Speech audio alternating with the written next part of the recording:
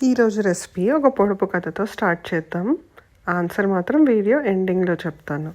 అందరూ నన్ను చంపుతారు, అందరూ నన్ను తింటారు, కానీ నేను ఎప్పుడూ ఏడవను. నేనెవరిని? ఆన్సర్ కోసం లాస్ట్ వరకు చూడండి.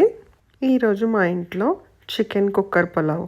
అసలు చికెన్ పులావ్ అనే పేరు వింటే మీకు ఫస్ట్ గుర్తొచ్చేదేంటి? నాకు మాత్రం ఆ అరోమా. కుక్కర్ రెసిపీస్ అంటే నాకు చాలా ఇష్టం. ఎందుకంటే చాలా తక్కువ టైం, తక్కువ ఎఫర్ట్, రిజల్ట్ మాత్రం చాలా టేస్టీగా ఉంటుంది. మధ్యలో కుక్కర్ విజిల్స్ వినిపిస్తుంటే ఎక్సైట్మెంట్ వేరే లెవెల్ ఉంటుంది. ఆ లిడ్ ఓపెన్ చేసే మూమెంట్ కోసం వెయిట్ చేస్తూ ఉంటాను నేను. ఎందుకంటే అక్కడ స్టీమ్ బయటకు వచ్చినప్పుడు ఆకలి డబుల్ అయిపోతుంది.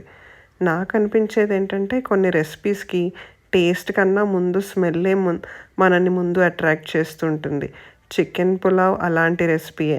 అండ్ ఇందులో ఫ్యాన్సీ ఇంగ్రీడియంట్స్ ఏమీ లేవు. అన్నీ మనం రెగ్యులర్గా కిచెన్లో యూస్ చేసేవే. మీరు చికెన్ పులావ్లో ఫస్ట్ ఏం తింటారు? చికెన్ పీసా, రైసా?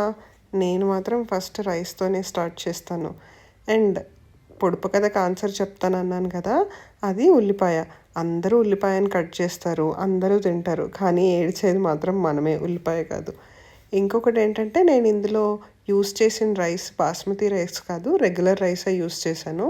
1.5 గ్లాసెస్ ఆఫ్ రైస్ తీసుకున్నాను. దానికి ఒక 2 గ్లాసెస్ వాటర్ యూస్ చేశాను. దాంతోపాటు గ్రీన్ చికెన్ కర్రీ చేశాను.